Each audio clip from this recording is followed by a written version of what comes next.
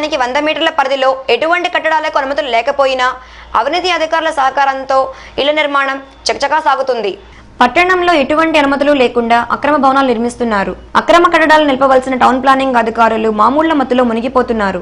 ఇటీవల కాలంలో కొందరు బ్రోకర్లతో కలిసి ఇంటి యజమానులు అధికారులకు మామూళ్లు అందిస్తూ భావదేవుని దేవాలయ పరిధిలో ఎటువంటి కట్టడాలకు అనుమతులు లేకపోయినా ఇంటి నిర్మాణం చేస్తున్నారు. అదేమని అధికారులను విలేకరులు అడిగితే అక్రమ కట్టడాలపై వారికి అన్ని అనుమతులు ఉన్నాయి, వారు కట్టుకోవడానికి మేము కూడా అనుమతులు ఇచ్చామని బాపట్ల మున్సిపాలిటీ టౌన్ ప్లానింగ్ అధికారి రమణమూర్తి తెలిపారు.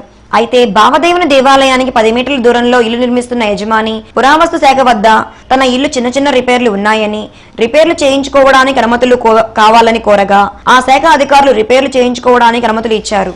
అయితే మామూళ్ల మత్తుకు అలవాటు పడిన టౌన్ ప్లానింగ్ అధికారులు ఏకంగా నూతనంగా ఇల్లు నిర్మించేందుకు అనుమతులు ఇచ్చారు.